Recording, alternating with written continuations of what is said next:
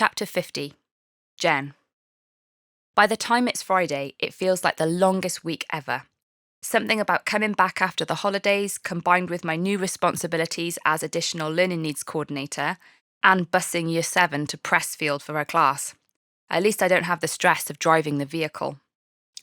As much as I dislike Michael's no fraternising on weeknights rule, along with some of his other life choices, I wouldn't really have had time to see him anyway, before now. When I climb into his car at the end of the school day, it feels like there are a bank of half-finished conversations between us, including the one about the clinic. I don't know what the marriage preparation course will include, I begin nervously, but I think we should continue that conversation we started earlier this week. Michael glances at me, then changes gear and he speeds up onto the dual carriageway. "All right," he says, then looks straight ahead at the road, his jaw clenched.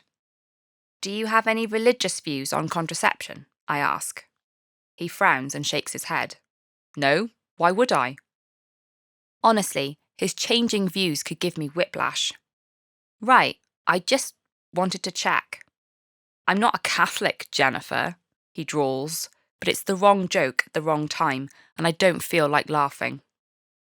"What's wrong?" he asks when he notices my face. "I don't appreciate you making me feel stupid." "What?" "Just because I don't understand the robes and the prayers and the weird stuff." I struggle to complete my own tripartite construction, rookie error. "I'm sorry I don't understand the difference between Catholic and whatever you are." "Church of England," he reminds me. "Right," I say, not without sarcasm, because of course you go to church every Sunday. "I never said that."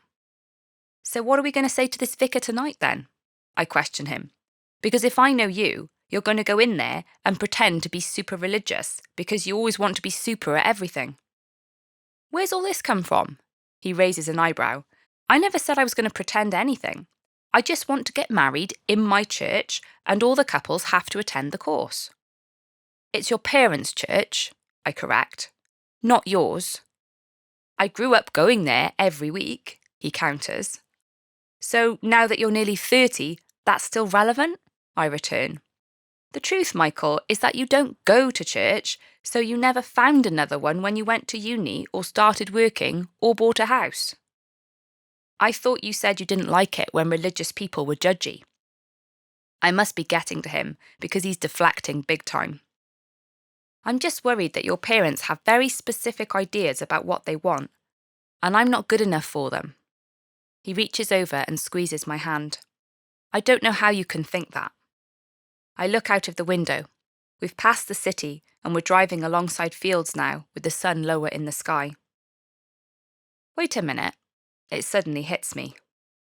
"When are you 30? "In a few months," he says vaguely. "Michael?" He looks at me and sighs. "April."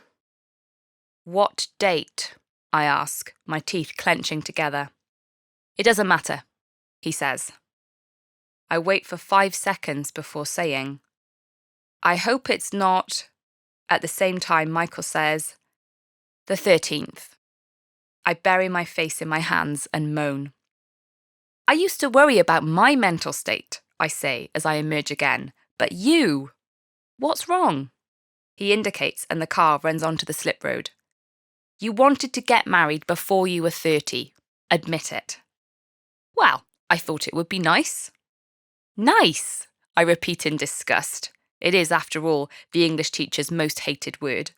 "Oh sure, it's really nice to feel you're part of someone's bucket list." "I thought those were for people who were dying." "There's also a few choice words that rhyme with bucket, but I'm being restrained." "I wanted to pick a Saturday that was in the Easter holidays, so that's why I chose April 12th. Dina was just starting to trust you, and now if I tell her this... Well, she's an idiot if she thinks I'm marrying you for any other reason than that I love you. Besides, legally, she knows that I have more to lose." I was just drinking from my water bottle and practically spit it out. "Excuse me?" "I own a house. When we get married, it will become half yours. I'm the one who stands to lose half my assets. How can I be conning you?" Don't paint me as the poor orphan who gets transformed from their lowly background to marry the prince, I scoff. I'm not Eliza Doolittle, and I may not own a house, but I have my deposit saved, which I've chosen to use on the wedding as a sacrifice. I've told you, you should let my parents help. I don't want that, I cry, forcing him to lean back. I want things to be simple, and I don't want to be in anyone's debt. We fall silent for a few moments. The only sound is the car engine and the whoosh of passing traffic. I don't want to go to our first marriage preparation session arguing, I say, in a calmer tone this time. Okay, Michael replies, with an edge of frustration. When we park up near the church, I feel my stomach lurch with anxiety. I have nothing to be afraid of. I don't need to impress anyone. The church has an annex that's brightly lit, and when we enter, Steve greets us with a wide grin. He's wearing jeans with a shirt, so he looks more normal.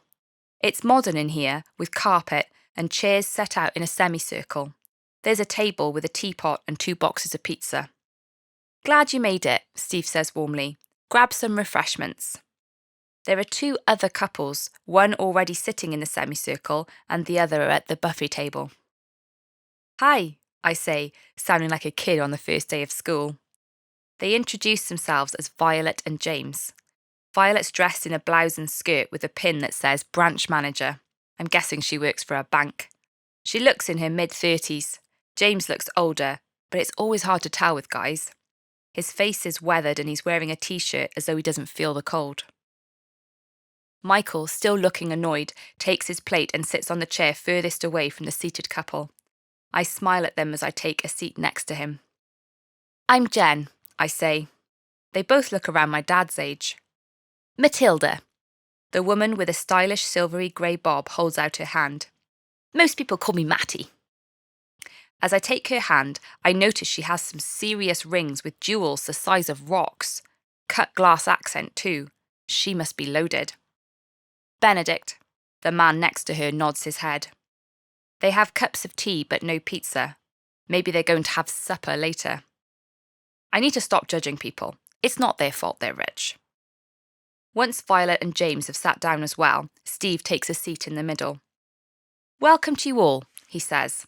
Why don't we each introduce ourselves and maybe explain when you got engaged and when you're getting married? Violet is first. Hi everyone, I'm Violet and this is James. She speaks crisply with confidence.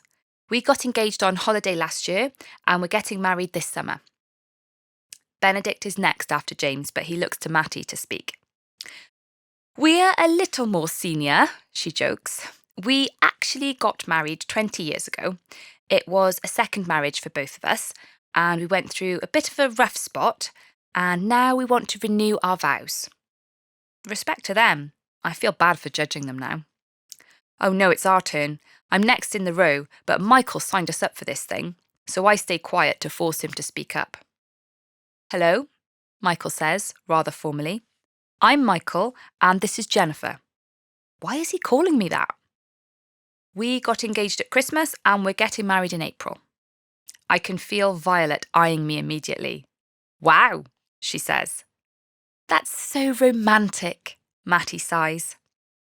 I hope we don't have to compete to see who can pull off the most romantic gesture, Michael says. The proposal nearly killed me. Matty laughs, but I don't think he's joking.